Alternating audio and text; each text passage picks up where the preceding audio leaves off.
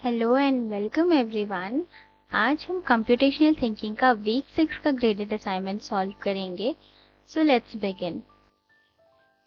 पहले मैं pen select कर लेती हूँ और अगर कोई भी डाउट होता है तो आप क्वेश्चन में पूछ लीजिएगा, अदरवाइज मैं एक आपको प्रैक्टिस क्वेश्चन दूंगी अगर मुझे लगता है कि ये कुछ सिमिलर हो अगर हमारे कॉन्सेप्ट से रिलेटेड। तो चलिए स्टार्ट करते हैं। So our very first question is, in this course table, let S be the list of sequence numbers of rows which have marks greater than 75 in at least one subject। किसी एक subject में तो greater than 75 होना ही है और हमें पूछा गया है कि काउंट क्या रिप्रेजेंट करेगा at the end of the execution. तो हमें पहले से ही फॉर्मेट पता है कि क्वेश्चन रीड कैसे करता है, तो मैं बिना ज़्यादा टाइम लिए डायरेक्ट ऑप्शंस और प्रोसीजर जो भी है हम उसके थ्रू अपना कैलकुलेशन सॉल्व करना स्टार्ट कर देते हैं। राइट, हमें कहाँ से पढ़ना है? देखिए, काउंट 0 इनिशियलाइज किया गया है, while table 1 has more rows, read the first row for each C in S. वैसे आपके क्लैरिफिकेशन के लिए मुझे एक चीज़ बोलनी है कि जब भी आप ये करेंगी ना सूडो कोड सॉल्व, यहाँ पे जैसे फॉर ईच सी लिखा है, लेकिन जब आप ये पाइथन में करेंगे तो पाइथन में फॉर ईच करके कोई भी कीवर्ड नहीं है स्पेसिफिकली। देखे तो फॉर है, फॉर लूप है एक। आप आगे चल के पढ़ोगे तो आपको डेफिनेटली क्लियर हो जाएगा कि ये फॉर ईच क्या कहना चाह रहा है, मतलब हर एक एलिमेंट के लिए। तो हम सिंपल फॉर ही लिखते हैं। खैर, मुझे कंफ्यूज नहीं करना है, मैं बस चाह रही थी कि आप अवेयर हो जाएं कि पाइथन में फॉर ईच अलग से कोई लूप नहीं है, सिर्फ फॉर लूप होता है। लेकिन आपकी अंडरस्टैंडिंग को इजी करने के लिए इन्होंने फॉर ईच लिखा हुआ है। तो हो सकता है कि मिस्टेक कंफ्यूजन हो जाए फ्यूचर में, लेकिन अभी से इसे क्लैरिफाई करके ही चलो कि फॉर ईच भी फॉर लूप की तरह ही काम करेगा। इसका रीजन आप फ्यूचर में जाके जब पाइथन पढ़ोगे नेक्स्ट सेमेस्टर में आपको क्लियर हो जाएगा। राइट, हमें बोला गया है कि सीक्वेंस नंबर अगर सी है, मतलब अगर वो कार्ड हम देख रहे हैं और उसका मैथ्स मार्क्स लेस देन 75 है और फिजिक्स के मार्क्स भी लेस देन 75 है, तो काउंट इंक्रीमेंट होगा। ठीक है, वहां तक कुछ भी डाउट तो है नहीं। जब मैथ्स हम जिसके सीक्वेंस का कार्ड देख रहे हैं उसके मैथ्स मार्क्स भी 75 से लेस है, फिजिक्स भी 75 से लेस है, लेकिन हमें बोला था हमारे क्वेश्चन में कि काउंट जो है, मतलब मार्क्स जो है, एटलीस्ट एक सब्जेक्ट में तो 75 से ग्रेटर होना चाहिए। फिजिक्स और मैथ्स में तो ऑलरेडी 75 से कम है ना, लेस देन 75। तो डेफिनेटली केमिस्ट्री में ही ये 75 से ज्यादा नंबर का काउंट को रिप्रेजेंट करेगा। मतलब काउंट को कब इंक्रीमेंट किया जा रहा है? जब मैथ्स के मार्क्स और फिजिक्स के मार्क्स दोनों ही 75 से लेस हो। अब ऑप्शन एलिमिनेट करके देखते हैं कि कौन सा करेक्ट है। Number of students who have scored less than 75 marks in both maths and physics। देखिए, ये यहाँ तक के लिए तो वैलिड है बिल्कुल कि ये रिप्रेजेंट कर रहा है कि वो स्टूडेंट जिनके मैथ्स और फिजिक्स के 75 से कम मार्क्स हो, लेकिन ये हमारी ओरिजिनल क्वेश्चन की कंडीशन को सेटिस्फाई नहीं कर रहा है, विच वाज कि हमें चूज करना था कि जिसके एक सब्जेक्ट में एटलीस्ट वन सब्जेक्ट इनका ग्रेटर होना चाहिए 75 से। Number of student who have scored more than 75 in chemistry. हम सिर्फ और सिर्फ केमिस्ट्री की तो बात नहीं कर रहे हैं, हम सारे सब्जेक्ट की चेक कर रहे थे प्रोसीजर में, तो इसका आंसर हो जाएगा C. Number of student who have scored less than 75 marks in both maths and physics but more than 75 in chemistry. और लास्ट ऑप्शन क्या है? In all three subject. देखिए, less than 75 all three subject में तो नहीं था, है ना, हमें सिर्फ एक एटलीस्ट वन में चाहिए था। और हमारे प्रोसीजर में भी दिया है कि इसके 75 से कम मार्क्स है मैथ्स और फिजिक्स में। चलिए अब नेक्स्ट क्वेश्चन पे जाते हैं। अगर कभी भी एक्सप्लेनेशन फास्ट या स्लो लगे तो आप इसे अपनी तरफ से एक इनपुट लेके देखिएगा, बस प्रोसीजर स्टेप समझ लीजिए कि कैसे करना है, अदरवाइज क्वेश्चन का फॉर्मेट सेम रहेगा। और इस टाइप के ही क्वेश्चंस एक्चुअली एंड टर्म में भी आने वाले हैं, जो थोड़ा वर्ड प्रॉब्लम और न्यूमेरिकल वैल्यू वाले भी आएंगे, तो वो भी हम आगे चल के फिर सीखेंगे इन द अपकमिंग वीक्स। अब क्वेश्चन 3 देखते हैं। So our next question is, the following pseudocode is executed on the words table 1 are sorted in the increasing order of sequence number। मतलब जैसे अगर हमारे पास कोई सेंटेंस है ना, तो वो इंक्रीजिंग ऑर्डर में है, जैसे द, है ना, द ब्राउन डॉग। और नहीं नहीं नहीं, ये तो थोड़ा अटपटा सा हो गया। मतलब आप समझिए कि पहले अगर लेटर काउंट उसका 3 है तो फिर 3 से ज्यादा होगा, फिर उससे भी ज्यादा होगा, मतलब ये इंक्रीजिंग ऑर्डर में है इसका सीक्वेंस। और ये वर्ड टेबल से लिया गया है, तो डेफिनेटली ये हमें पार्ट ऑफ स्पीच, पीओएस, इन सब के बारे में ही बताएगा। अब हमें बोला गया what does list L contain at the end of execution. List क्या कंटेन कर रहा है? अब देखिए, लिस्ट का सिंबल याद रखिएगा कि लिस्ट का सिंबल 2 ब्रैकेट्स होते हैं, ये वाला ब्रैकेट। अब इसका देख लेते हैं प्रोसीजर।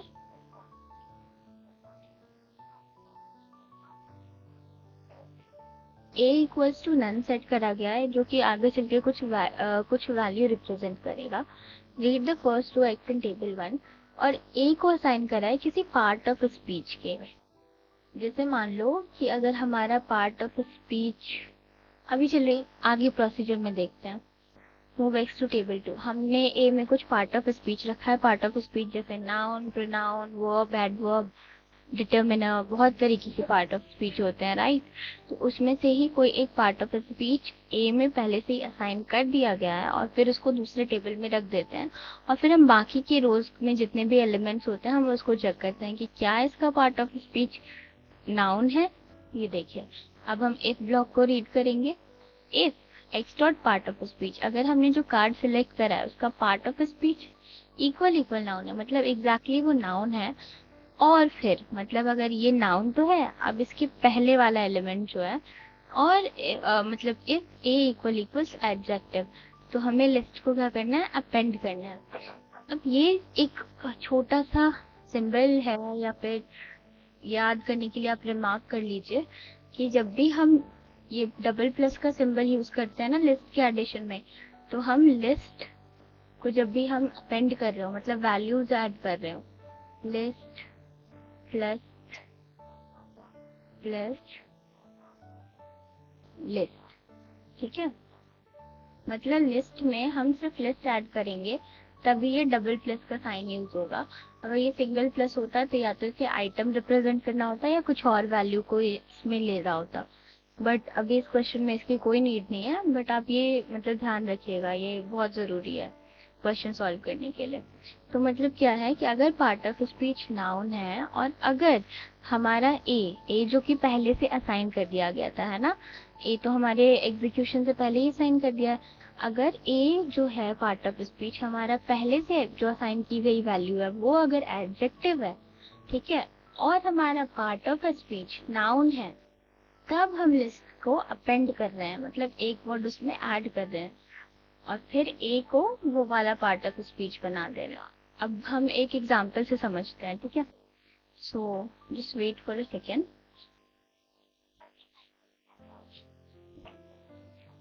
प्रोसीजर तो क्लियर हो जाना चाहिए, बिकॉज इसमें ज्यादा कुछ है नहीं। अब यहाँ पे थोड़ा सा कंफ्यूजन है कि पहले नाउन है या पहले एडजेक्टिव है, तो वो मैं अभी क्लैरिफाई कर देती हूँ। तो जैसे हमने पहले चेक करा कि पार्ट ऑफ स्पीच जो है ए पहले ही असाइन कर दिया गया। अब ये क्या वैल्यू है ये हमें यहाँ पता चली। अगर हमें पार्ट ऑफ स्पीच नाउन मिला, और अगर ये ए की वैल्यू एडजेक्टिव है नहीं, एडजेक्टिव थी, राइट, अगर ए की वैल्यू एडजेक्टिव थी और पार्ट ऑफ स्पीच नाउन है, तो हमें लिस्ट को अपेंड करना है। ओके, अब इसे मैं जल्दी से एक एग्जांपल के थ्रू समझा देती हूँ, ये और क्लियर हो जाएगा। जैसे कि एग्जांपल ले लीजिए आप, मैं एक बहुत बेसिक एग्जांपल लेती हूँ। आई होप क्या, मुझे लगता है ये सबने सुना होगा। तो quick quick brown fox jumps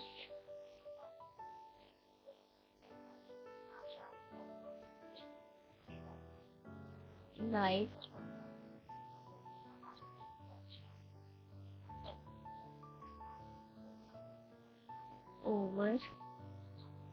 अ लेजी डॉग। काफी पुअर हैंड राइटिंग है मेरी, लेकिन मैं भी एक्सप्लेन कर देती हूँ। मैंने तो एक सेंटेंस लिया है, आप बिना सेंटेंस के भी इसे फॉलो कर सकते हैं। मतलब कि कोई भी नेम लेके कर सकते हैं लिस्ट में, या कोई रैंडम ऑब्जेक्ट लेके, लेकिन वर्ड्स होने चाहिए, ये ध्यान रखना कंपेयर करते टाइम। मतलब पार्ट ऑफ स्पीच ये सब आपको पता होना चाहिए पहले से, ताकि आप दोबारा से सेम आइटरेशन ना कर दे। ठीक है, तो हमारा एक सेंटेंस है जिसमें सारे अल्फाबेट्स आते हैं, ये तो बचपन में पढ़ाया जाता था। तो इसका अब हम देखते हैं इसके एग्जाम्पल से कि ये कहना क्या चाह रहा है। ठीक है, तो हमारा है the quick brown fox jumps right over a lazy dog. ठीक है, तो हमारा पार्ट ऑफ स्पीच दिया गया है नाउन। तो अभी के लिए हमें कुछ बोला गया कि ए की वैल्यू में कोई तो पार्ट ऑफ स्पीच है। ठीक है, अभी मान लेते हैं कि हमें अभी पता नहीं है। अब बोला गया है कि अगर पार्ट ऑफ स्पीच नाउन है, अब इसमें से नाउन ढूंढ के बताइए। देखिए, क्विक एक एडजेक्टिव है, ब्राउन एक एडजेक्टिव है, तो नाउन हो जाएगा हमारा फॉक्स। में कलर चेंज कर लेती हूँ जल्दी से। तो फॉक्स क्या हो जाएगा हमारा, ये फॉक्स हो जाएगा noun. Jumps, it is not a noun. Right भी नाउन नहीं है, लेजी भी नहीं है, लेजी भी एडजेक्टिव है। डॉग, ठीक है, डॉग और फॉक्स ये दोनों अभी के लिए हमारे पास नाउन है। अगर हमें ये दोनों नाउन मिल गए, एंड इफ, ठीक है, एंड इफ मतलब ये अगर कंडीशन ट्रू हो रही है, अगर ये वाली कंडीशन हमारी ट्रू हो रही है, इफ वाली, तब हम इनर लूप में जा रहे हैं, और तब हम देख रहे हैं कि ए की असाइन वैल्यू अगर एडजेक्टिव है, मतलब ए अगर हमारे पास एडजेक्टिव है और फिर पार्ट ऑफ स्पीच नाउन है। समझे, मतलब देखिए, अगर एक बता रहा है कि ये नाउन है और ए तो पहले से ही असाइन कर दी गई थी ना वैल्यू को एडजेक्टिव। अगर ए की असाइन वैल्यू पहले से ही एडजेक्टिव है, मतलब हमें वो वाले नाउन चुनने हैं जिनके पहले जस्ट पहले एक एडजेक्टिव आता हो। यहाँ मैं ए लिख देती हूँ, यहाँ मैं एन लिख देती हूँ। जस्ट पहले, जस्ट इमीडिएटली पहले वाला वर्ड, जैसे अगर ये नाउन है, पहले वाली असाइन की गई वैल्यू जो है वो क्या होनी चाहिए, वो होनी चाहिए एडजेक्टिव। पहले वाली असाइंड वैल्यू क्या होनी चाहिए, एडजेक्टिव।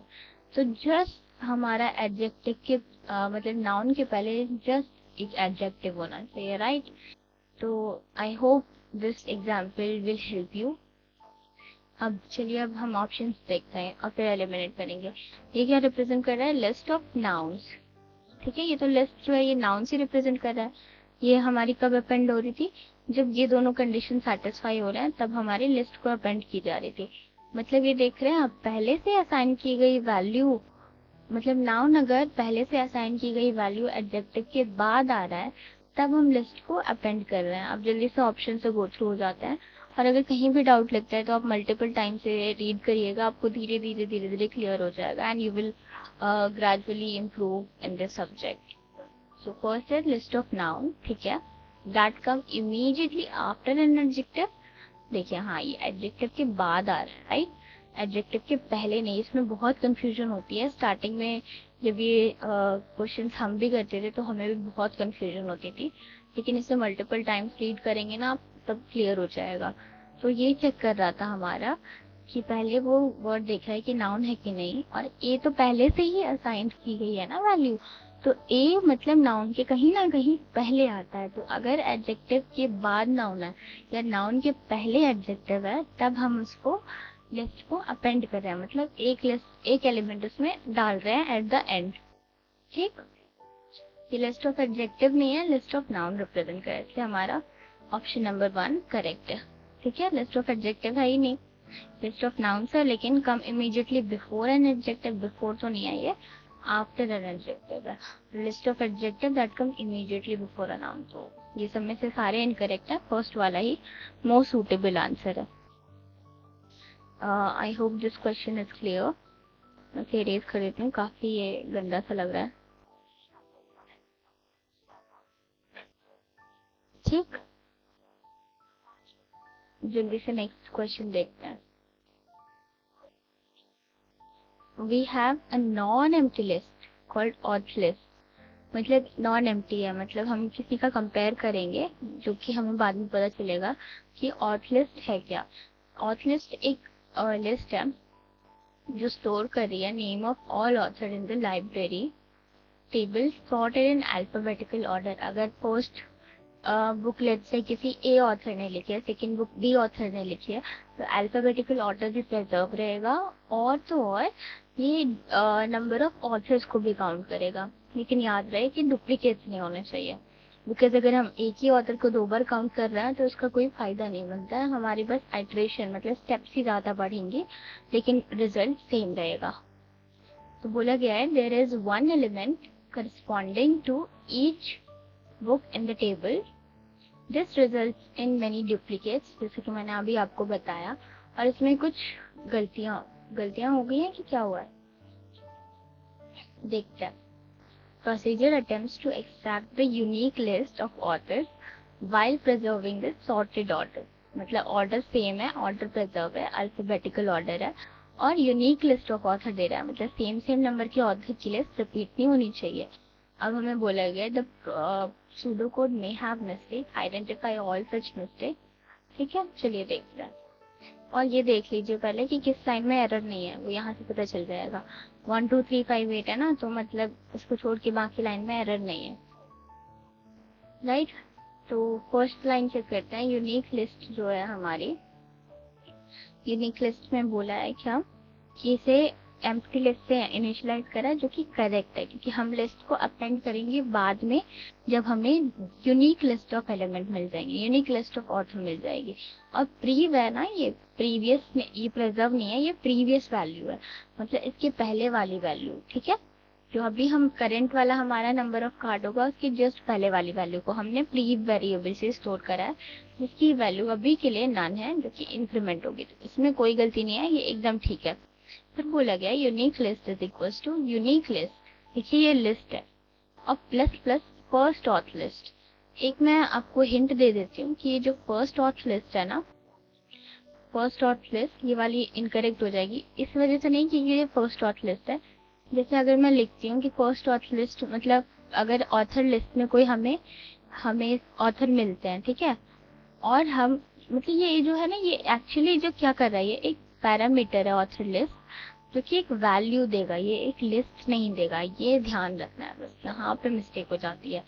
और ये गलत क्यों है ये बताती हूँ। मैंने आपको बोला था आप स्टार्टिंग में वीडियो के कि जो डबल प्लस का साइन है ना, ये तब लगाते हैं जब हम 2 लिस्ट को ऐड कर रहे हैं, राइट।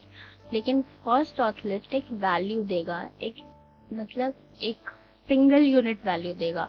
और जहाँ पे यूनिक लिस्ट एक लिस्ट है, आप खुद ही देखिए, अगर एक ये बड़ी सी लिस्ट है, इसमें कुछ सम एलिमेंट्स है डॉट डॉट डॉट, और इसमें मैं अगर प्लस प्लस 1 लिख देती हूँ, तो ये वैलिड ऑपरेशन नहीं है। जब आप सीखेंगे तो आपको पता चलेगा कि ये बिल्कुल ये इनवैलिड ऑपरेशन है। अगर हम प्लस प्लस लिख रहे हैं तो बाय डिफॉल्ट सेकेंड वाले एलिमेंट को भी लिस्ट होना पड़ेगा। So that is why, because ये वाला एलिमेंट है हमारा, एलिमेंट और एक लिस्ट है, तो एलिमेंट और लिस्ट ऐड नहीं होती, लिस्ट और लिस्ट डबल प्लस से ऐड होते हैं। तो इस वजह से फॉर दिस रीजन हमारा ऑप्शन 2 जो है इनकरेक्ट है, मतलब एरर है। अब बोला गया है प्रीवियस एलिमेंट क्या है कि फर्स्ट ऑथर लिस्ट, मतलब जो हमारी फर्स्ट ऑथर लिस्ट मिल गई, मतलब फर्स्ट ऑथर का नाम हमें पता चल गया, अब हमने उसे प्रीवियस वाली वैल्यू में स्टोर कर दिया। फिर हम नया ऑथर देखेंगे, अगर नया ऑथर भी सेम है तो हम उसको डिस्कार्ड कर देंगे। रादर अगर हमें कोई यूनिक ऑथर मिलता है, नया पुराना मिलेगा तो डिस्कार्ड कर देंगे, मतलब सेम मिलेगा तो डिस्कार्ड, और नया ऑथर मिलेगा तो उसको इम्प्लीमेंट कर देंगे। ठीक, तो यहाँ तक हो गया। फिर x इक्वल्स टू प्रीव, मतलब x जो है प्रीवियस वैल्यू के इक्वल है। यहाँ पे फिर भी थोड़ा एक पल को ठीक लग रहा है, लेकिन एक बार देखते हैं। इन्होंने बोला है कि यूनिक लिस्ट क्या है, यूनिक लिस्ट और x, मतलब पुरानी वैल्यू को x यूनिक लिस्ट में पुरानी वैल्यू को डाल दो x में, राइट।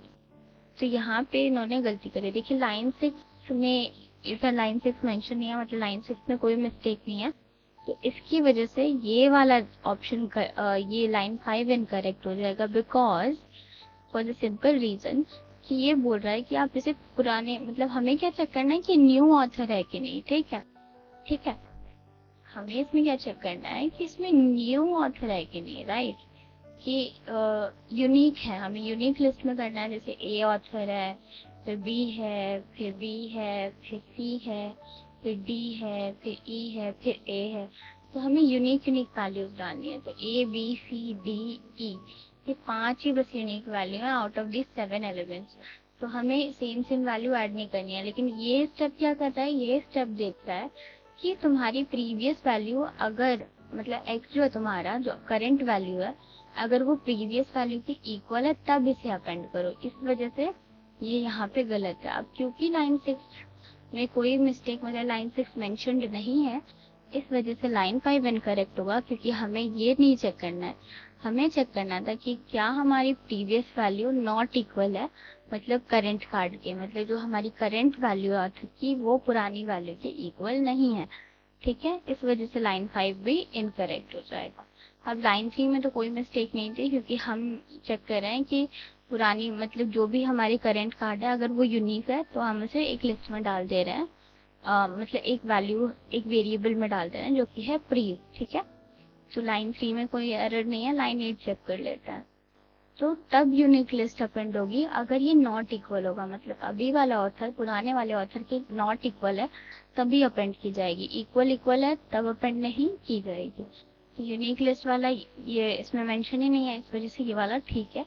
लाइन 7 में भी कुछ गलती नहीं है। और फिर प्रीवियस वैल्यू जो जाएगी वो x के इक्वल हो जाएगी, इसमें भी कोई गलती नहीं है। क्योंकि हमारी जो पुरानी वाली वैल्यू थी वो अल्टीमेटली x स्टोर कर रहा है। ठीक है, मतलब प्रीवियस वैल्यू स्टोर कर रहा है और यूनिक लिस्ट को अपेंड किया जा रहा है अगर उसमें डिफरेंट ऑथर्स है। सो 8 में भी कोई मिस्टेक नहीं है। और ये दोनों ही ठीक लग रहे हैं अभी के अकॉर्डिंग। क्योंकि ये ध्यान रखना कि लिस्ट में जब भी हम लिस्ट को लिस्ट से ऐड करते हैं, ठीक है, तो प्लस प्लस साइन होना चाहिए, प्लस प्लस प्लस। और ये ध्यान रखना कि हमें चेक करना था कि क्या करंट कार्ड डिफरेंट है पुरानी वैल्यू से, लेकिन ये चेक कर रहा है कि करंट कार्ड क्या सेम है पुरानी वैल्यू से। तो अगर सेम हो जाएगी तो ये फिर यूनिक लिस्ट तो रही नहीं ना, इस वजह से हमारा ये वाला ऑप्शन हो जाएगा इनकरेक्ट। चलिए अब आगे देखते हैं। चलो चलो चलो। Okay, so let's see our fourth question. The procedure visited shop returns the list of names of people who have visited a particular shop in the shopping street data. ये प्लीज रीड कर लीजिएगा, मैं जब तक इसे underline कर देती हूँ। इसमें बोला गया है कि इसमें रिप्रेजेंट कर रहा है एक शॉपिंग लिस्ट डेटा सेट का एक लिस्ट है। ठीक है, ये एक लिस्ट है जिसमें सारी की सारी यूनिक कस्टमर्स हैं जो कि रिपीटेडली आते हैं। मतलब अगर कोई कस्टमर ए है और वो बार बार सेम शॉप को विजिट करता है, सेम स्टोर से सामान लेता है, तो उसका नाम सिर्फ और सिर्फ एक बार ही लिस्ट में होना चाहिए, 2 बार नहीं होना चाहिए, ताकि हमारी कोड में कोई मिस्टेक ना हो। मतलब रिपीटेड कस्टमर हो लेकिन उनका नाम एक ही बार मेंशन हो एक्सप्लिसिटली। जल्दी तक प्रोसीजर देख लेते हैं। प्रोसीजर है विजिटर शॉप, मतलब जिस शॉप में गए इसने एक पैरामीटर को होल्ड कर रखा है, जो भी स्मॉल ब्रैकेट के अंदर होगा ना पैरेंथेसिस के अंदर, उसे हम पैरामीटर बोलते हैं। तो ये तो ठीक है, चलो ये कोई शॉप है, कोई XYZ शॉप होगी जिसकी वैल्यू ये स्टोर करेगा। अब x को इक्वल टू नन सेट कर दिया गया है। देखो x को पहले से ही नन सेट कर देंगे तो हमें पता कैसे चलेगा कि हम कौन से स्टोर की बात कर रहे हैं, है ना। अभी के लिए मुझे ये इनकरेक्ट लग रहा है, अभी के लिए। क्योंकि अगर हमारे पास शॉप का मतलब ये जो लिस्ट मतलब ये जो वैल्यू है वेरिएबल है, इसे कुछ नेम देना चाहिए था या फिर शॉप दे देता ये, ताकि हमें पता चल जाए कि कौन से शॉप की वैल्यू हम चेक कर रहे हैं। अब आगे देखते हैं, आगे क्या पता चलेगी कुछ और है रीजन इसका। तो बोला गया है if shop name is equals to shop, कि अगर शॉप नेम, ये तो ठीक लग रहा है अभी के लिए, ये दोनों स्टेप्स भी ठीक है, इसमें तो अक्सर ठीक ही रहते हैं सारी चीजें। कि शॉप नेम अगर शॉप है, मतलब ये वाला जो शॉप नेम है अगर ये हमारे इस वाले शॉप से मिलता है, मतलब ये जो पैरेंथेसिस के अंदर जो पैरामीटर है इससे मिलता है, मतलब एग्जैक्टली वही शॉप है, तब हमें कुछ इनर लूप में जाना है। अब इनर लूप देखो, इनर लूप तो देख के ही गलत लग रहा है, लेकिन एक बार रीड कर लेते हैं। इनर लूप में बोला गया है पेयर बाय पेयर आप मतलब पार्ट बाय पार्ट रीड करना कि एक्स कस्टमर देख रहे हैं, कस्टमर नेम देख रहे हैं कि कस्टमर नेम इसमें है कि नहीं, और फिर चेक करें, ऐसे एक लिस्ट है याद रखना, ठीक है। और फिर देख रहे हैं कि कस्टमर मेंबर है कि नहीं, अगर मेंबर है तो उसका निगेशन कर रहे हैं हम, और फिर अपेंड कर रहे हैं। यहाँ पे गलती पता है क्या है, यहाँ पे देखने में तो लग रहा है कि अगर मेंबर नहीं है तो उसे अपेंड कर दो, है ना। दूर से देखने में अगर देखें तो लग रहा है कि अगर इसका मेंबर में ऐड नहीं है, नॉट मेंबर है अगर कस्टमर, तो उसको अपेंड कर दो। लेकिन सबसे बड़ी गलती आ जाती है यहीं पर कि यहाँ पे ये डबल प्लस है। एस जो है हमारा, एस क्या बोला था इन्होंने, इन्होंने बोला कि एस हमारी वैल्यू है नन, और एक्स मतलब एस जो हमारा चेक कर रहा है क्या, S comma x dot customer name, मतलब बेसिकली एस जो वेरिएबल है ये कस्टमर का नेम बता रहा है, कस्टम नेम, ठीक है, कस्टमर नेम, ये बेसिकली कस्टमर का नेम बता रहा है। तो कस्टमर का नेम लेट्स से राम है, तो राम में अगर मैं एक लिस्ट ऐड कर दूं तो ये तो कुछ नहीं बनेगा ना, मतलब मैंने अगेन आपको बताया था कि लिस्ट में लिस्ट ऐड करनी है, तो एस हमारी लिस्ट नहीं है, एस हमारा क्या देख रहा था, एस हमारा चेक कर रहा है कि कस्टमर नेम अगर उसका मेंबर है कि नहीं है, मतलब अगर उसका मेंबर नहीं है तब हमें ये वाले स्टेप को फॉलो करना है, राइट। तो यहाँ पे सबसे बड़ी मिस्टेक हो जाती है, मेरे अकॉर्डिंग तो लाइन 6 में भी मिस्टेक होनी चाहिए थी। एक बार ऑप्शंस चेक कर लेते हैं कि ऑप्शंस में क्या दे रखा है। ऑप्शन में लाइन 6 मेंशन्ड है, चलिए देखते हैं एक बार। तो अभी के लिए ये वाला देखिए, ये वाले पे ध्यान रखिए कि डबल प्लस है तो दोनों वैल्यू को लिस्ट होना पड़ेगा, बट एस तो हमारा कस्टमर नेम है, तो कस्टमर नेम एक एलिमेंट है, और एलिमेंट और लिस्ट को कभी ऐड नहीं कर सकते, क्योंकि प्लस प्लस जहाँ भी लगता है वहाँ लिस्ट और लिस्ट को ही ऐड किया जाता है। तो इस वजह से अभी के लिए ये वाला इनकरेक्ट है। अभी के लिए मुझे तो 6 भी इनकरेक्ट लग रहा है, लेकिन प्रोसीजर देखते हैं एक बार कि प्रोसीजर क्या है तो समझ आ जाएगा। और इसमें भी कोई गलती नहीं है, रिटर्न एस ये कोई वैल्यू रिटर्न करेगा और ये लूप खत्म हो जाएगा। अब हमें चेक करना है कि क्या मेंबर है या नहीं, ठीक है। तो एल कॉमा नेम जो है हमारा, देखो उसे क्या कर दिया है, प्रेजेंट इक्वल्स ट्रू, यहीं पे गलती हो गई। मैंने आपको याद होगा पुराने लेक्चर्स में बताया था कि जब भी हम कोई प्रोसीजर चेक कर रहे हैं और उसमें कोई फंक्शन है मेंबर, और मेंबर 2 पैरामीटर स्टोर कर रहा है, एल और नेम, मतलब वो लिस्ट और नेम, क्या वो नेम का पर्सन उस लिस्ट में है या नहीं। और अभी तक प्रोसीजर शुरू हुआ नहीं कि इसने प्रेजेंट की वैल्यू ट्रू कर दी, ये कैसे हो सकता है। तो इस वजह से ये वाली लाइन तो 100% इनकरेक्ट होगी। अब फॉर ईच, देखो मैंने आपको स्टार्टिंग में ही बोला था कि फॉर ईच एग्जैक्टली पाइथन का कोड नहीं है, ये अंडरस्टैंडिंग के लिए दिया गया है, बट मिस्टेक देखें तो यहाँ पे भी मिस्टेक है, बट ये ऑप्शन में दिया ही नहीं होगा, इस वजह से अब देखते हैं। ये ऑप्शन में नहीं है ना, ऑप्शन में दिया ही नहीं है, बट होना चाहिए इसमें भी मिस्टेक, क्योंकि फॉर लिखते हैं फॉर ईच नहीं, बट कोई बात नहीं, हम समझ लेते हैं कि अंडरस्टैंडिंग के लिए। If x equal equal name, मतलब एक्स अगर वो नेम है तो प्रेजेंट को ट्रू करेंगे। यहाँ जो होना चाहिए ना, यहाँ पे इसकी वैल्यू को फॉल्स होना चाहिए था, फॉल्स इसलिए होना चाहिए था क्योंकि ये कुछ वैल्यू फॉल्स है, और ये तभी ट्रू होगी अगर ये इनर लूप की कंडीशन को सेटिस्फाई करेगी। मतलब अगर वो नेम मैच होता है, अगर वो मिल जाता है तब इसे ट्रू करो, अदरवाइज इसको एंड कर दो या लूप को वहीं पे रोक दो, राइट, वहीं पे स्टॉप कर दो, वहीं ब्रेक कर दो लूप को। तो इस वजह से लाइन नंबर 16 तो 100% इनकरेक्ट है, क्योंकि पहले प्रोसीजर शुरू हुआ नहीं कि पहले ही तुमने इसे ट्रू कर दिया, तो ये वाला तो बिल्कुल गलत है। अब इसके ऊपर वाला चेक करते हैं। इसके ऊपर लाइन नंबर 2 भी बिल्कुल गलत था, क्योंकि नन जो है पहले से, मतलब इन्हें कुछ वैल्यू देनी चाहिए थी जिसकी हेल्प से हम चेक कर सकते थे कि इसकी वैल्यू क्या होनी चाहिए, मतलब कंपेयर करना है। कंपेयर कैसे करेंगे, हमें कोई वैल्यू तो पता होनी चाहिए, जैसे अगर 5 ग्रेटर देन 3 है या नहीं, तो एक वैल्यू पहले से हमें मिलनी तो चाहिए। अगर पहले से वैल्यू है ही नहीं तो फिर हम कैसे बताएं कि हम किसको कंपेयर कर रहे हैं, मतलब कोई मिस्टेक तो उसमें दिख ही नहीं रही है। आई मीन टू से इसमें कुछ भी वो तो है ही नहीं, लॉजिकल कुछ दिख नहीं रहा मेरे को। और लाइन नंबर 6 होना चाहिए था इनकरेक्ट, बट लाइन नंबर 6 में थोड़ा मुझे कंफ्यूजन है, इस वजह से अभी मैं ये वाला ऑप्शन मार्क नहीं करूंगी। लाइन नंबर 7 100% इनकरेक्ट हो जाएगा, बिकॉज मैंने for the same reason again कि जो प्लस प्लस है वो लिस्ट और लिस्ट को ऐड करता है, मतलब लिस्ट में अगर लिस्ट ऐड करना हो तभी हम ये प्लस प्लस ऑपरेटर का यूज करते हैं। अगर प्लस प्लस है और हम कोई एलिमेंट और लिस्ट को ऐड करेंगे तो वो कोई सेंस नहीं देगा। जिसमें जल्दी से मैं आपको एक एग्जांपल देती हूँ होमवर्क के लिए। इसका करिए। लास्ट क्वेश्चन हमने क्या करा था? First list unique list. अच्छा, इसमें भी मैं एक होमवर्क दे देती हूँ आपको। एक लिस्ट है एल, जिसमें मैं कुछ रैंडम नेम्स दे देती हूँ और हमारे जो कमेंट्स आए थे उसमें से नेम ले लेते हैं कुछ।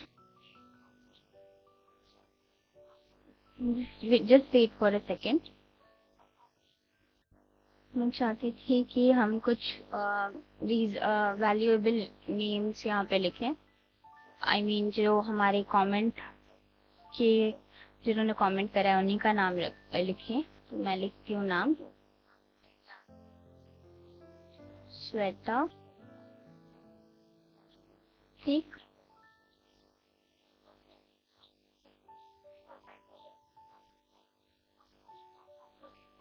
There is a person name Vipin.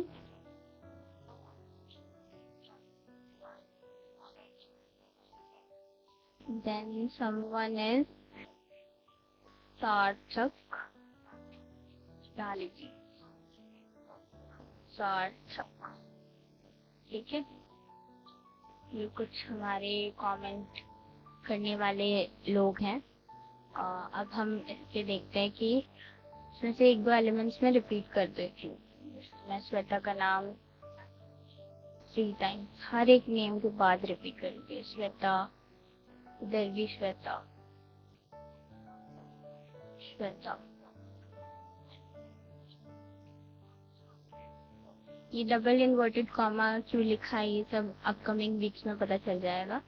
तो ये लिस्ट में ये कुछ वैल्यू है, आपको मुझे बताना है कि कितने यूनिक।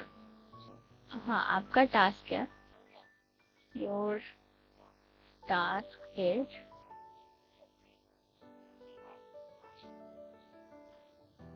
अमित, शगुन,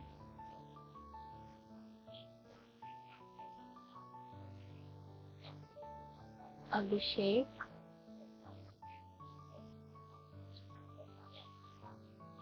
श्वेता,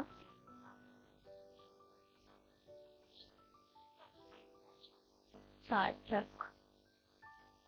आपको मुझे बताना है कि हमारे लिस्ट में ये है या नहीं है, और साथ ही साथ इनका काउंट भी है। ठीक है, आप ये कमेंट में बताना कि हमारे लिस्ट में क्या ये वैल्यूज हैं। अगर हैं तो राइट करना, अगर नहीं है तो रॉन्ग करना, और इनका काउंट कितना है ये बताना है आपको। और इस वाले के लिए आपका होमवर्क होगा, इसके लिए इसमें भी एक लिस्ट है ना, इसके लिए भी एक होमवर्क दे देते हैं कि इसमें बोला है कि शॉप नेम मैच होना चाहिए या नहीं होना चाहिए। तो देख लेते हैं अभी एक बार।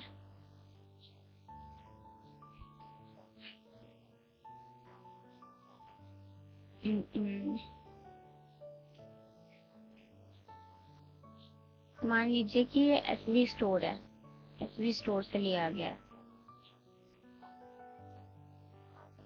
और आपको यूनिक लिस्ट देनी है मेरे को। मैं भी लिख देती हूँ, मैं इजी नेम्स लिखूंगी और मैंने ये रैंडमली अरेंज करा है। Ram, Ravi, Ravi, Shyam, Ram,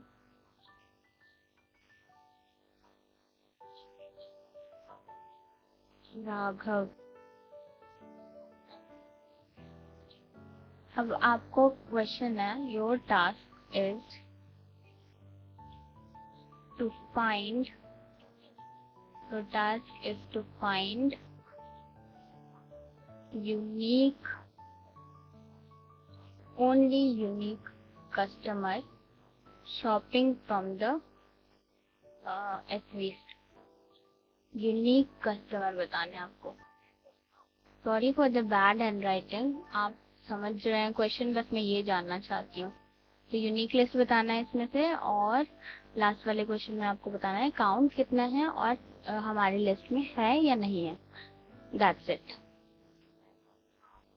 alright, so let's just quickly move towards the next. Question 5 हमारा क्या है? हाँ चलिए क्वेश्चन रीड कर लेते हैं एक बार। Statement, station is a list that contains a sequence of stations visited by a train from the train status है। हाँ, आप ये क्वेश्चन मार्क कर लीजिए, ये क्वेश्चन इस टाइप का क्वेश्चन बहुत इम्पोर्टेंट है, इसमें मैं 3 स्टार्स लगा देती हूँ। आप ऐसा सेम क्वेश्चन देख सकते हैं अपने क्विज 2 में, या नहीं तो एंड टर्म में तो जरूर देखने को मिलेगा। हो सकता है कि वेरिएशन आ जाए, चेंज हो जाए। और मैंने देखा आप लोगों का क्विज 1 का क्वेश्चन पेपर काफी लेंदी था, मतलब उसे अगर कोई फ्रेशर है, कोई फर्स्ट टाइम अप्रोच कर रहा है ये सब्जेक्ट और ये क्वेश्चंस देख रहा है, तो उसको बहुत डिफिकल्टी आएगी ही आएगी, आ सकती भी है। और एग्जाम टाइम पे हमें हासिल होता है कि हमें इतने सारे सब्जेक्ट के क्वेश्चंस अटेम्प्ट करने हैं, वो भी सही अटेम्प्ट करना है, तो हमारा गोल शिफ्ट होने लगता है। तो उसके हिसाब से अगर मैं देखूं तो डिफिकल्टी वो अच्छा खासा डिफिकल्टी था। और अगर मैं टाइम की बात करूं तो मैंने इनफैक्ट वो क्वेश्चन पेपर खुद सॉल्व करने की कोशिश की है, और मुझे ये सब्जेक्ट मैंने पढ़ा है तो मुझे थोड़ा टाइम लगा। मतलब जैसे एटलीस्ट 45 मिनट्स में लास्ट ईयर का पेपर हो जा रहा था, उससे पहले भी 40 मिनट्स, मतलब जिसको अच्छे से ये सब्जेक्ट की क्लैरिटी है उनका इतने टाइम में हो जा रहा था। बट फॉर मतलब दिस टाइम मैंने ये देखा कि आपका क्वेश्चन लेंदी तो था ही, एंड मतलब समझने में भी, इसको क्वेश्चन को अप्रोच करने में भी थोड़ा क्लियर माइंडसेट, मतलब जिसको पैटर्न की क्लैरिटी है ना, वही ये अप्रोच इजीली कर सकता है, क्वेश्चन को सॉल्व इजीली कर सकता है। तो मुझे इनफैक्ट खुद 1 घंटे और 15 मिनट लग गए, मैं काफी स्लो सॉल्व कर रही थी ताकि मिस्टेक ना हो।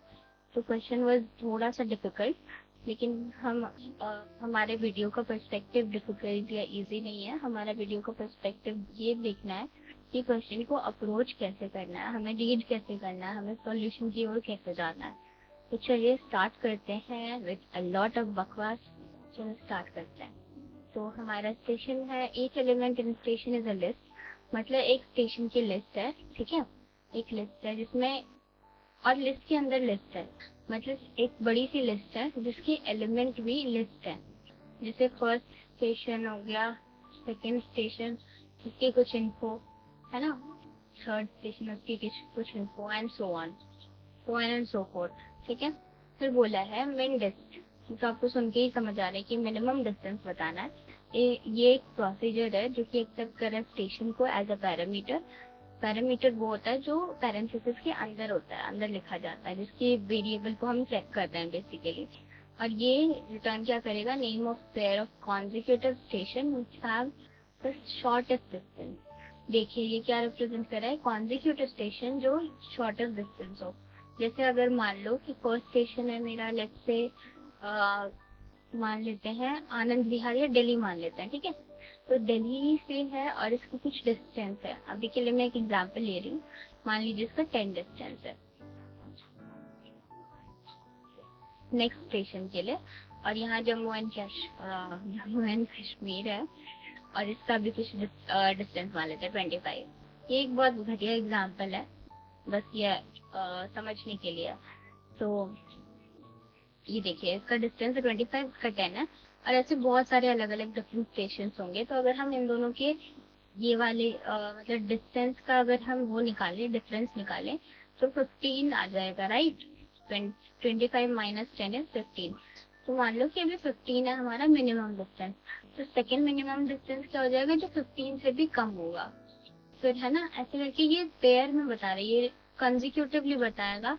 जैसे 5 है मिनिमम, उसके बाद 10 है, मतलब छोटे से बड़ा बताएगा वो, और सिर्फ 2 बताएगा, मतलब पेयर्स में बताएगा, ज्यादा नहीं बताएगा, सिर्फ 2 स्टेशन बताएगा पेयर में जिनकी मिनिमम डिस्टेंस है consecutively, one after the other. Procedure read कर लेते हैं जल्दी से। प्रोसीजर मेन डिस्टेंस, इसका पैरामीटर है स्टेशन, ये करेक्ट है। पेयर नन और नन, मतलब अभी तक हमें कोई पेयर नहीं मिले, इस वजह से ये नन कर दिया।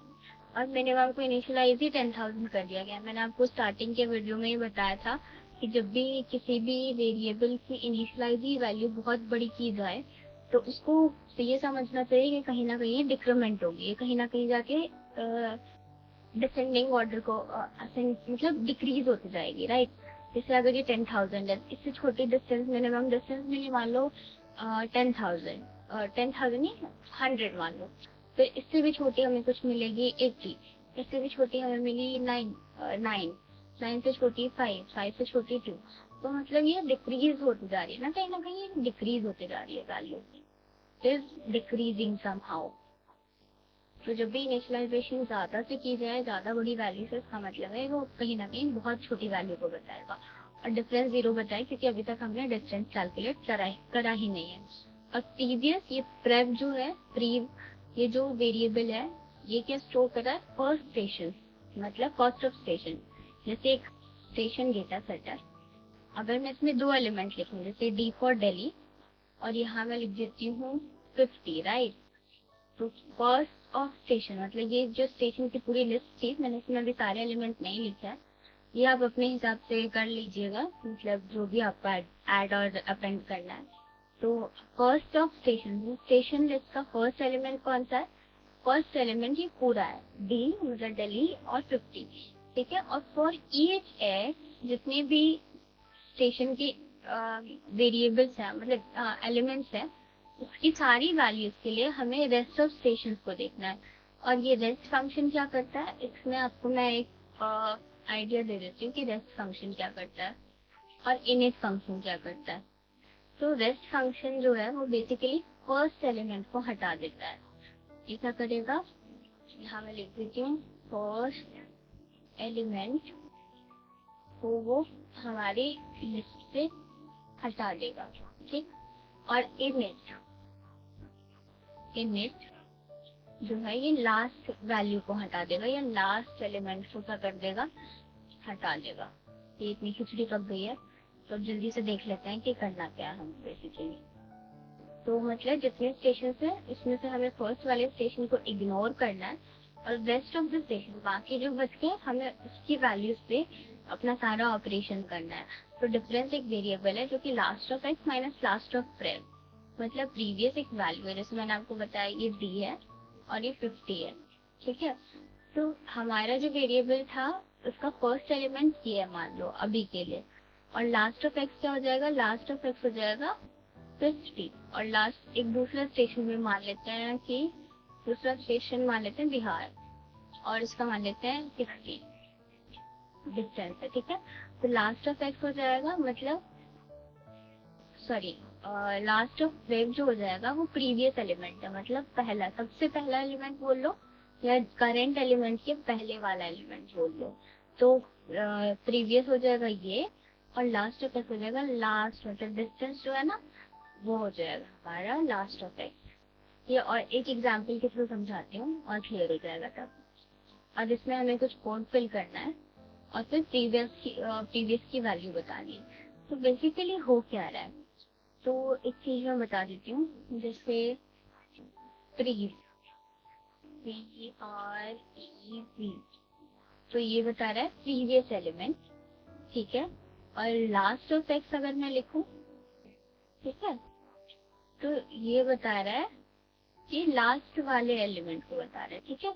और फर्स्ट ऑफ एक्स लिखो तो मतलब फर्स्ट वैल्यू बता रहा है, जैसे D एंड 10 है, ठीक।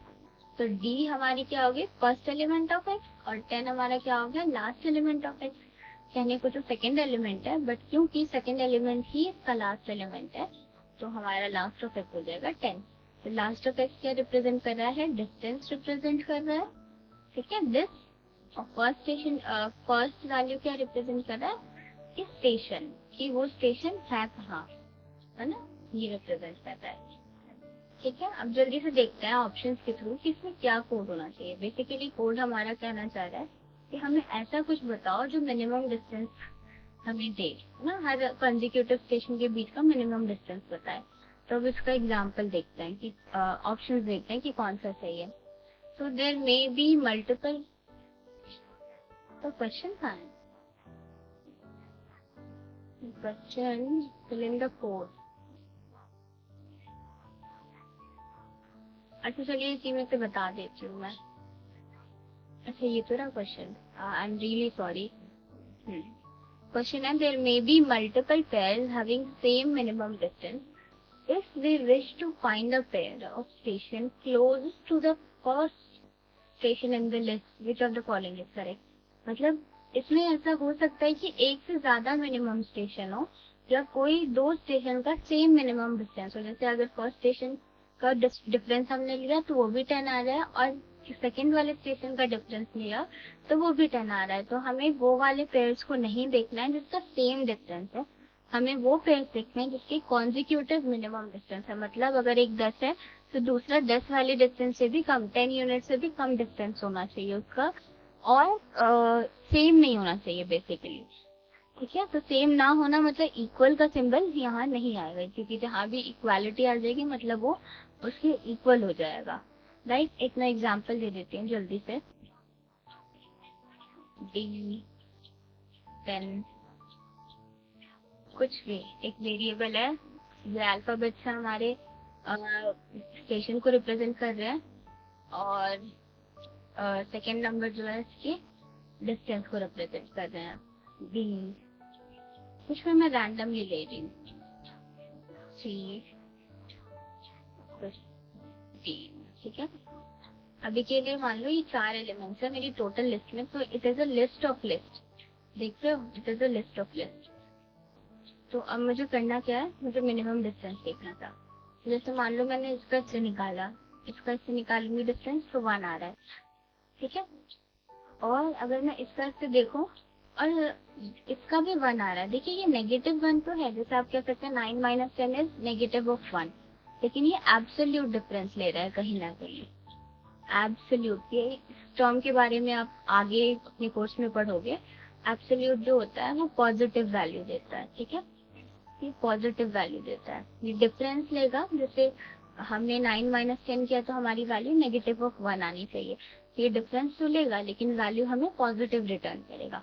तो ये देखो यहाँ पे दोनों डिस्टेंस, मतलब दोनों का मिन डिस्टेंस सेम है। यहाँ से दिल्ली का डी से एफ का भी डिस्टेंस हमारा 1 आ रहा है, मतलब डिफरेंस मिनिमम डिस्टेंस।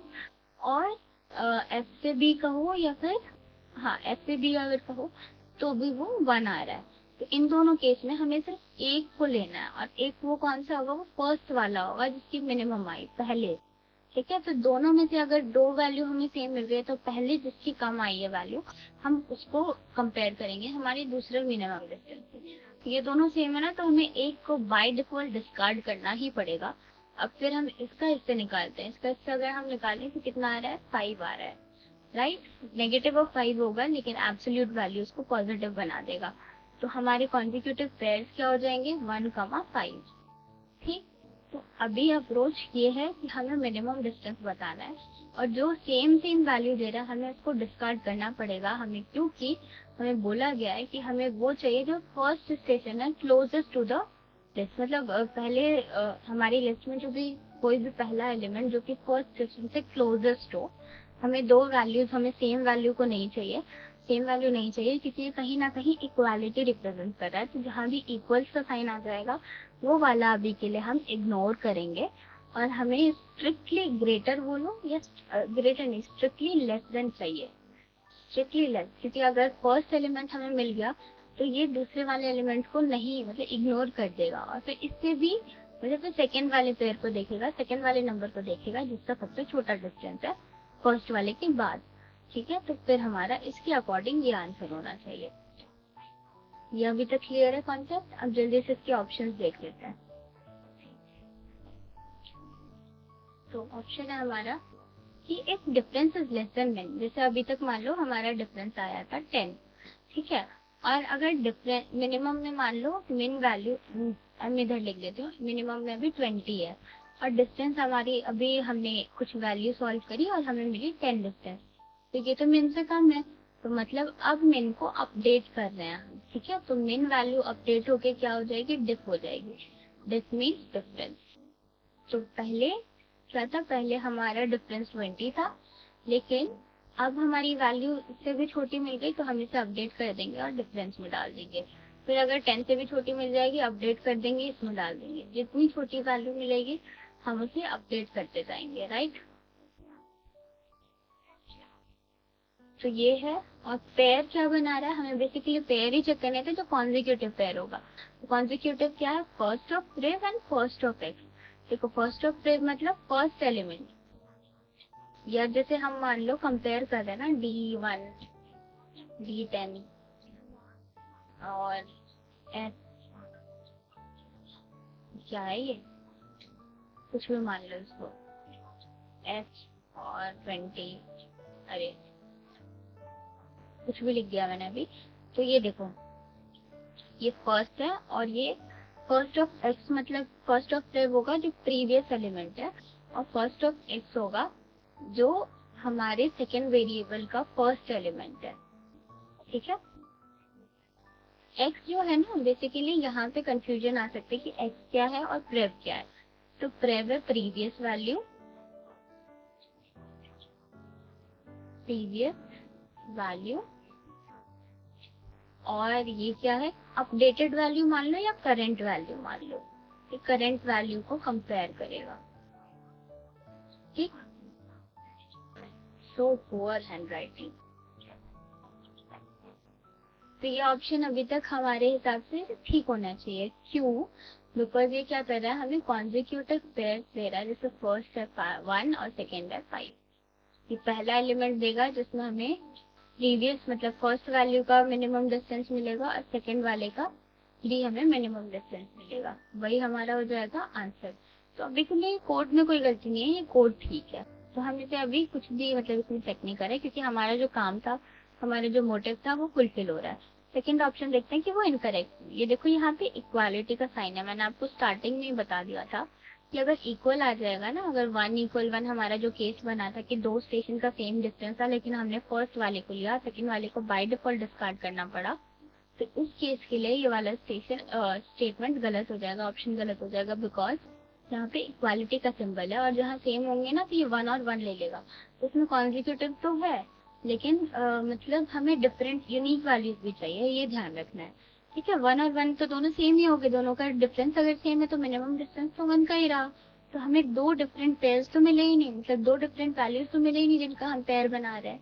इस वजह से ये इनकरेक्ट हो जाएगा, हमें स्ट्रिक्टली चाहिए था लेस देन, कि सबसे छोटा होना चाहिए। अब थर्ड ऑप्शन देखते हैं कि वो गलत क्यों। Last of 7 last of x बोल रहा है ये।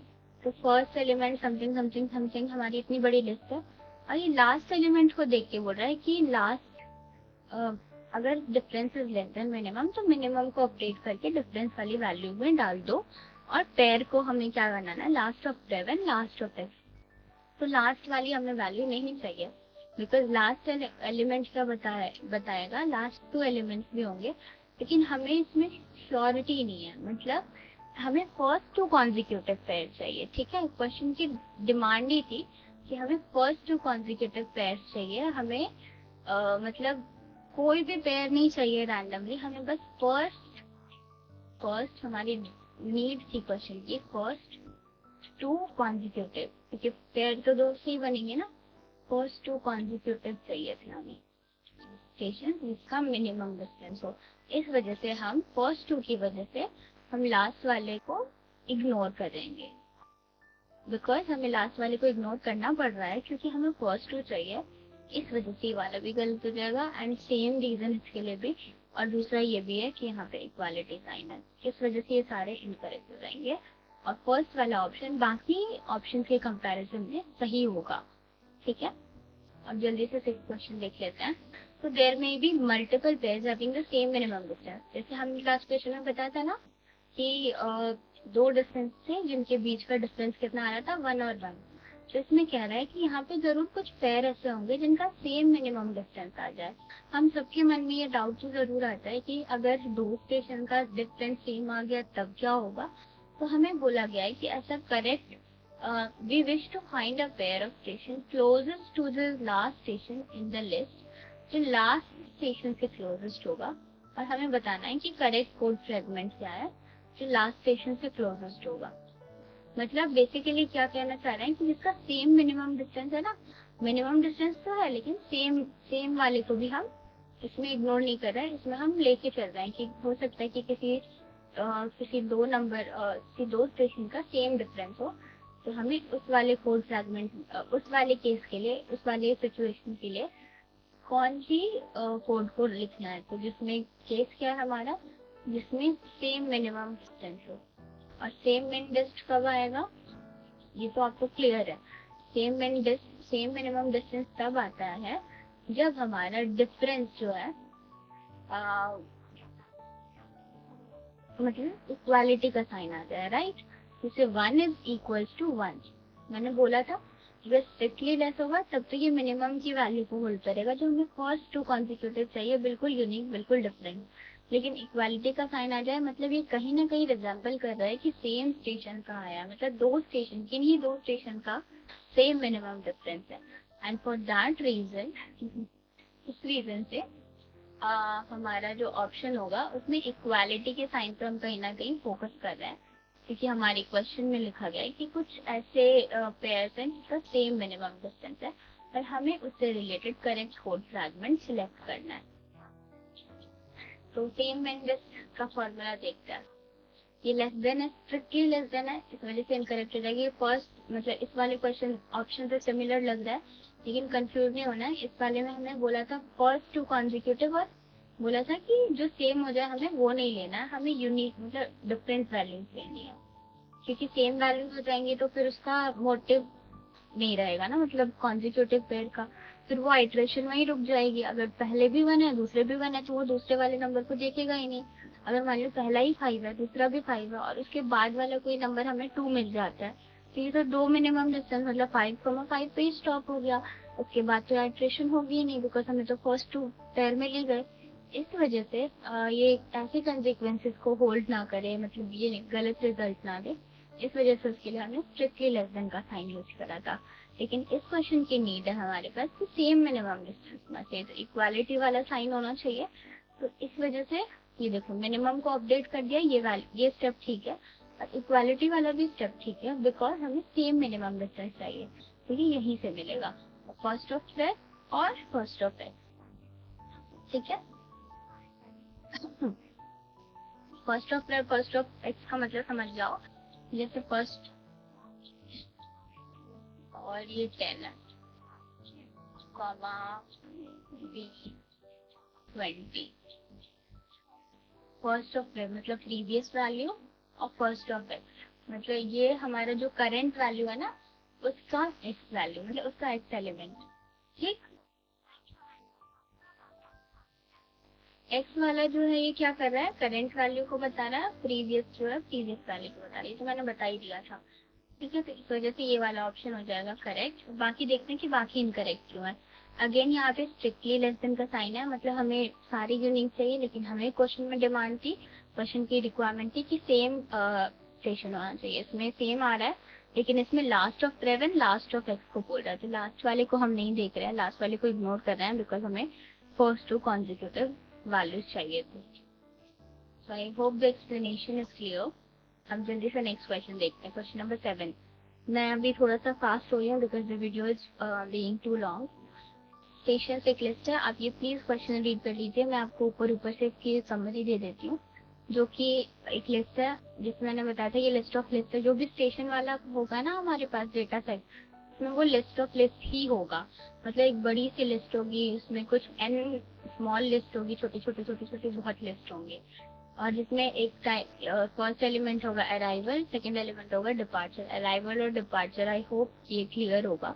तो हमें बोला गया the first element in station corresponds to the starting station, मतलब फर्स्ट अराइवल को बताएगा और लास्ट एलिमेंट किसको बताएगा। लास्ट एलिमेंट मतलब ये नहीं कि एकदम एंड वाला लिस्ट देखो, लास्ट एलिमेंट मतलब कि फर्स्ट लिस्ट, मतलब हर एक छोटी छोटी लिस्ट के लास्ट मतलब सेकंड वैल्यू को, तो ये वाले एलिमेंट कहलाते हैं। जो लिस्ट के अंदर वैल्यूज होती है ना उसे हम एलिमेंट बोलते हैं, ये नहीं कि लास्ट वाली लिस्ट ढूंढने चले गए, ठीक है। तो ये हमें लास्ट एलिमेंट किसको करस्पॉन्ड कर रहा है, हमारे डिपार्चर वैल्यू को।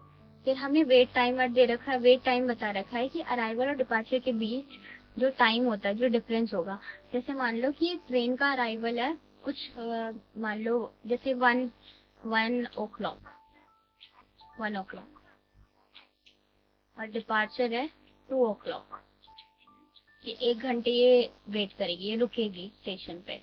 तो हमारा वेटिंग टाइम क्या होगा, वेट टाइम हो गया 2 o'clock माइनस 1 o'clock, मतलब जितने भी हमारे पास मिनट्स या आवर्स रह जाते हैं तो वेट टाइम हो गया। तो वेट टाइम तो क्लियर है, जितना देर आप स्टेशन पे रुकोगे वो आपका वेट टाइम हो जाएगा।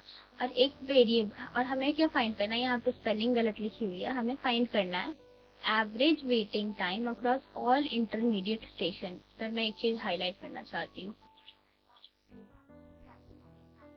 Average waiting time across all intermediate station.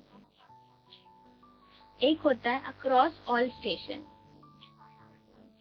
Across, एक मैं हिंट दे रही हूँ आपको एक तरीके से, अक्रॉस ऑल स्टेशन, इसका मतलब है कि सारे स्टेशन को इंक्लूड करो, ठीक है।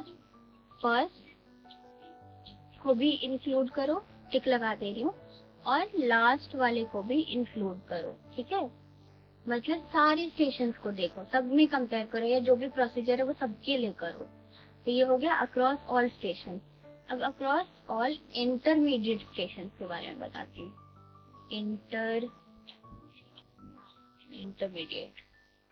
इंटरमीडिएट तो मतलब पता ही होगा, बीच वाला, ठीक है, बीच की वैल्यू, इंटरमीडिएट स्टेशन, ठीक है। इंटरमीडिएट मतलब कि फर्स्ट वाली वैल्यू मान लो ये ए है और लास्ट वाली वैल्यू एल है, और इसके बीच में कुछ एन नंबर ऑफ एलिमेंट्स है।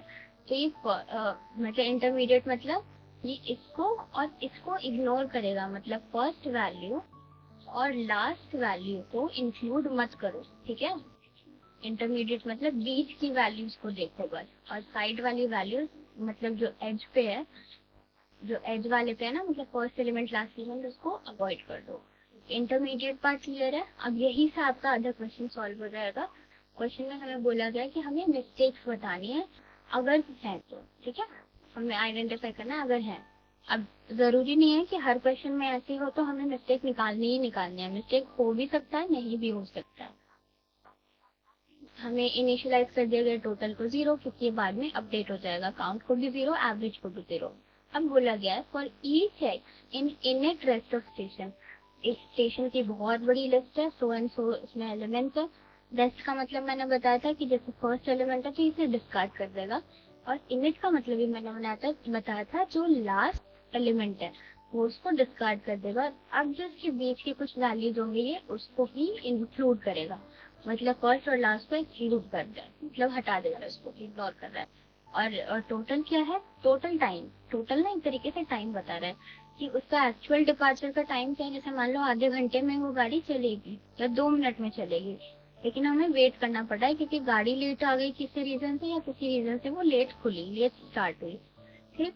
तो वेट टाइम इन्होंने बोल रखा है first and last of x, और फर्स्ट देखो यहाँ पे ये पैरामीटर पहले ही बता दिया, तो कभी कभी कंफ्यूज मत होना, कभी कभी क्वेश्चन में देख लेना कि पैरामीटर क्या है। वेस्ट टाइम बोल रही हूँ, वेट टाइम जो है अराइवल और डिपार्चर है, तो फर्स्ट ऑफ एक्स क्या रिप्रेजेंट करेगा, अराइवल को, और लास्ट ऑफ एक्स क्या रिप्रेजेंट करेगा, डिपार्चर को, ठीक है। कि जैसे वो 2 बजे शुरू हुई और 3 बजे तक उसका चलने का टाइम है, इसके बीच का जो डिफरेंस आएगा और प्लस जो वेटिंग टाइम है, मतलब टोटल टाइम जितना भी लगना था वो, और हमने कितना वेट करा। तो अराइवल क्या था 2, डिपार्चर क्या था 3, तो arrival minus departure minus arrival कर देंगे तो क्या आ जाएगा, वेट टाइम आ जाएगा, कि हमने इतने देर वेट करा।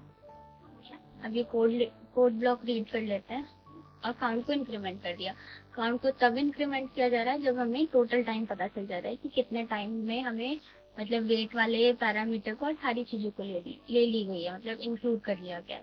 अब बोला गया 6 में काउंट इज नॉट, मतलब ये वाला पहले रन हो चुका है, ठीक है, इसमें से हमें कुछ वैल्यू मिलेगी।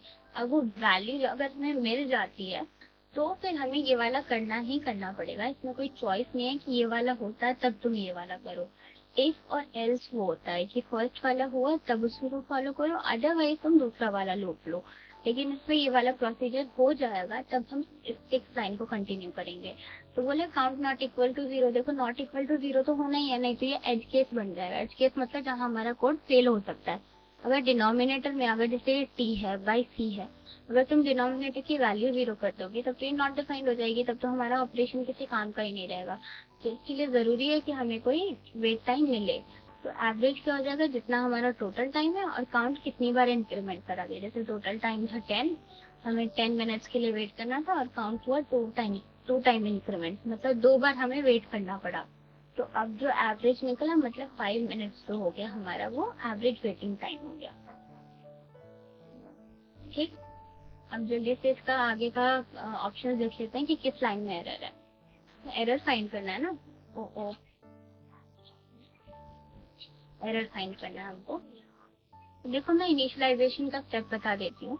ये 0 से किया गया है, ये ठीक है, ये ठीक है, ये ठीक है, क्योंकि ये कहीं ना कहीं बढ़ेगी वैल्यू और अपडेट की जाएगी, तो इसमें कोई गलती नहीं है।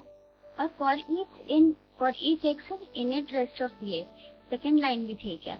अब ये हो सकता है कि बहुत स्टूडेंट्स को डाउट हो जाए इसमें।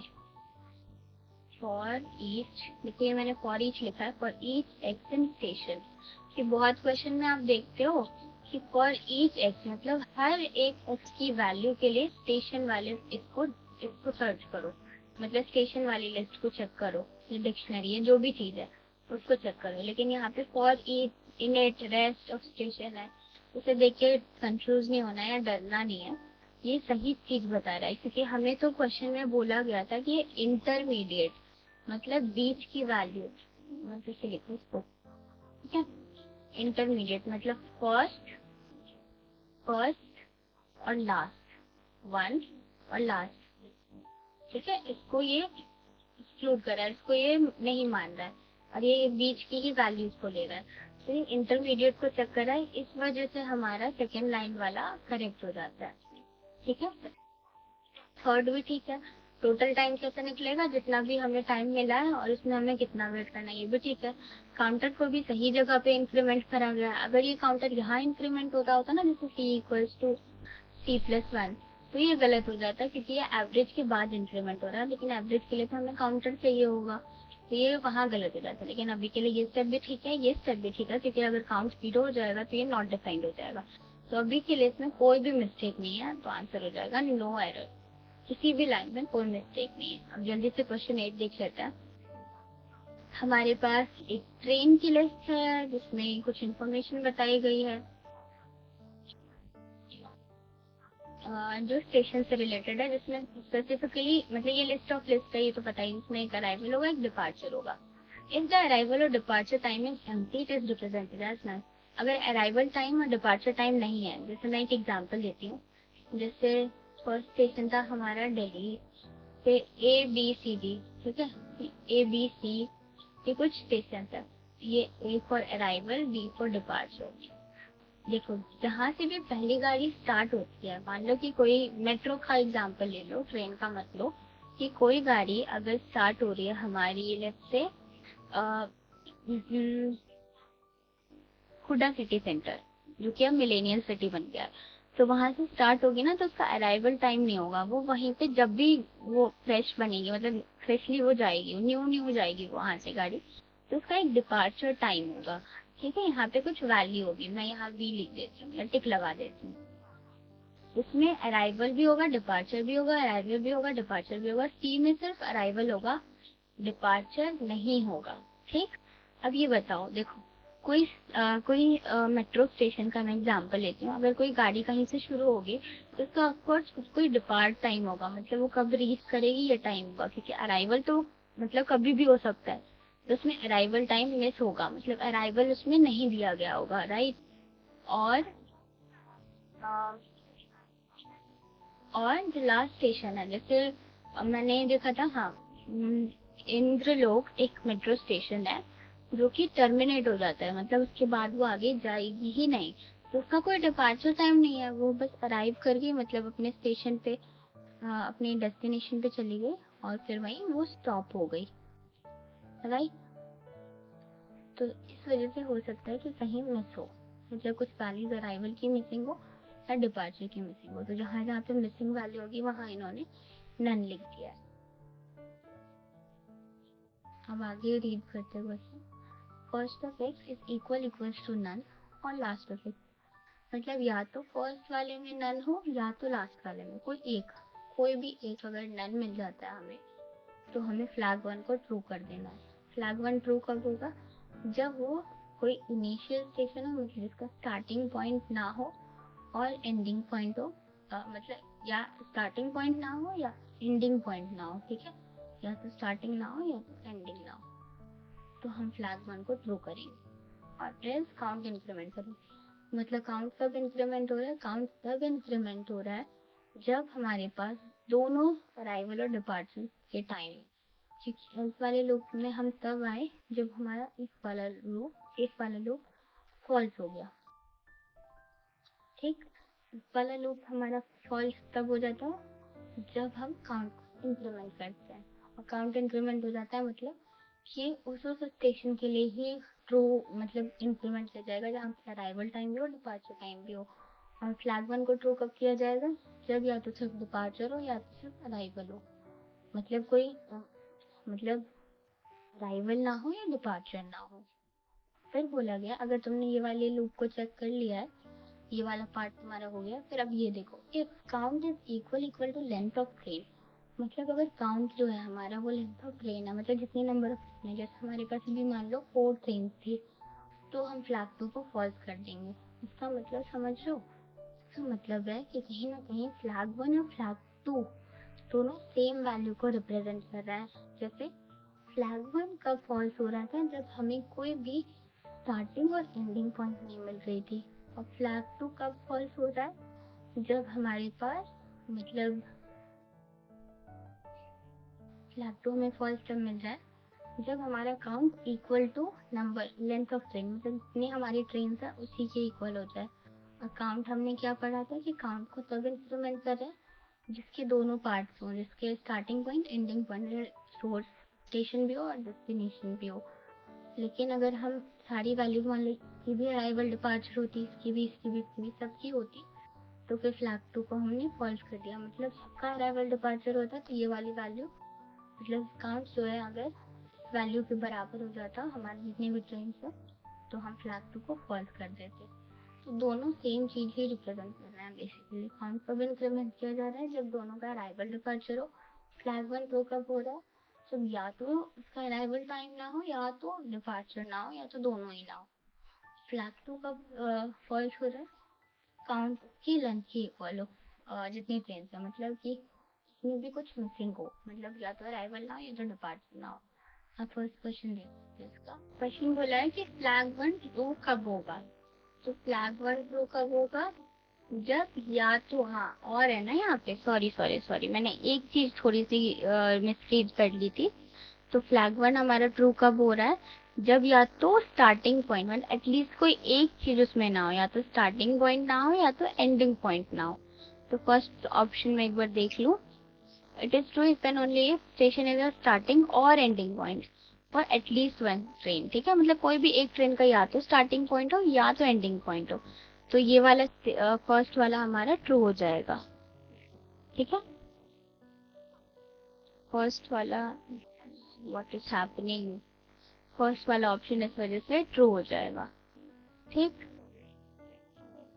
कहाँ आ गए हम? गॉड,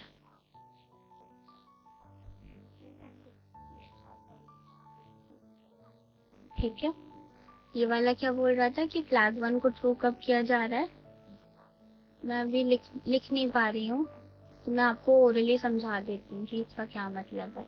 तो फ्लैग 1 हमारा कब ट्रू हो रहा है? जब या तो फर्स्ट चीज ना हो, मतलब स्टार्टिंग पॉइंट ना हो या तो एंडिंग पॉइंट ना, या तो अराइवल ना हो या तो डिपार्चर ना हो, दोनों में से कोई एक नहीं होना चाहिए, तभी हम फ्लैग 1 को ट्रू करेंगे। इस वजह से हमारा फर्स्ट ऑप्शन सही है।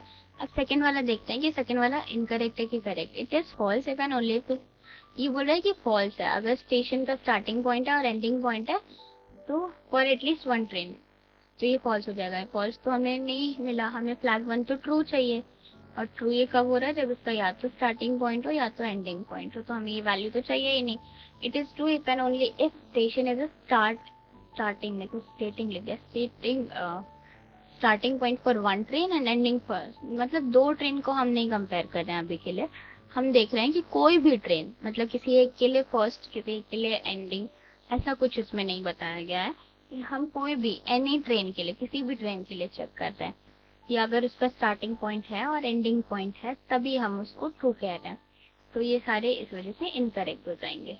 ठीक है, तो सिर्फ फर्स्ट ऑप्शन करेक्ट है। ये मैं इरेज कर देती हूँ। हमने रीड करा स्टेटमेंट और उसके हिसाब से हमें पता चला कि ये इस वैल्यू को सेटिस्फाई कर रहा है और ट्रू वैल्यू कब होल्ड कर रहा है, इस वजह से फर्स्ट ऑप्शन हमारा करेक्ट हो गया। अब जस्ट लास्ट 2 क्वेश्चन रहते हैं हमारे, वो भी जल्दी कर लेते हैं। What does the variable count represent at the end of the execution? Count कब इंक्रीमेंट हो रहा था? काउंट क्या रिप्रेजेंट कर रहा है? Number of train associated with station. फिर ट्रेन तो नहीं बता रहा है, ये कुछ और बता रहा था। और काउंट को मैंने आपको बताया था, काउंट हमारा कब इंक्रीमेंट हो रहा था?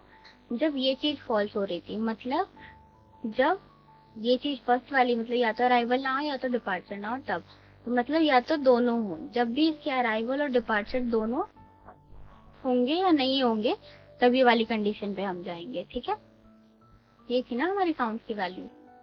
एक बार ऑप्शन देख लेते हैं। इसमें बोला it is a number of train for which station is a starting point. Starting point तो नहीं देख रहे थे क्योंकि स्टार्टिंग पॉइंट के लिए फ्लैग 1 ट्रू हो रहा है, और फ्लैग मतलब काउंट हमारा तभी इंक्रीमेंट होगा, या काउंट को हम तभी देखेंगे जब हमारा फ्लैग 1 फॉल्स होता हो। तो स्टार्टिंग और एंडिंग पॉइंट वाला तो इसमें कोई बात नहीं की गई है ना, इस वजह से हमारे लिए ऑप्शन नंबर डी करेक्ट हो जाएगा। अभी स्टार्टिंग एंडिंग वाला समझ आ रहा है क्यों नहीं हो रहा है? क्योंकि स्टार्टिंग पॉइंट और एंडिंग पॉइंट में फ्लैग 1 ट्रू हो रहा है, तो हमारा आइट्रेशन वही रुक जाएगा, हमारा जो लूप है वहीं बंद हो जाएगा। क्योंकि हमें काउंट वाली वैल्यू को देखना है, इंक्रीमेंट करना है, तो वो कब इंक्रीमेंट हो रही होगी? जब हमारे पास ना ही वो, it is neither starting nor an ending point, ना तो वो स्टार्टिंग हो ना तो वो एंडिंग हो।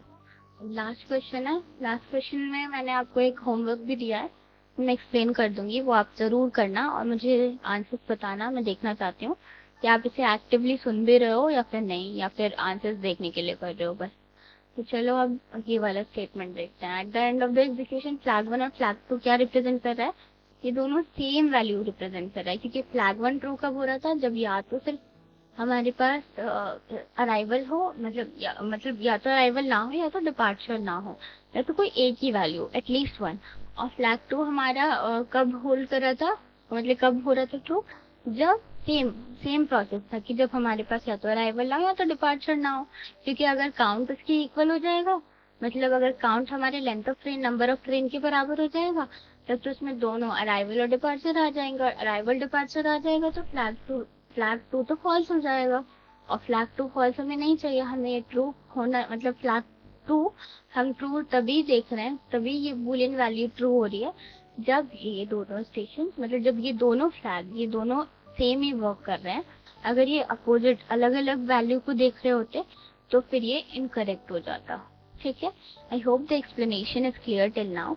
अगर फिर भी कोई दिक्कत लगती है तो आप प्लीज़ हमें हमारे व्हाट्सएप चैनल के थ्रू रीच करिए और वहाँ पे डाउट पूछिए, हम वहाँ के लिए बहुत ओपनली आंसर करते हैं। कोई भी डाउट होगा हम आपको ज़रूर कंसिडर करेंगे, और कुछ क्लैरिटी चाहिए, कुछ और एक्स्ट्रा रिसोर्सेज चाहिए तो वो भी मेंशन कर दीजिएगा। एक होमवर्क दे देती हूँ, इसे मैंने इलेबोरेट नहीं करा बिकॉज मुझे लगता है कि रीडिंग करने से समझ आ जाएगा, तो रीड कर लेना एक बार।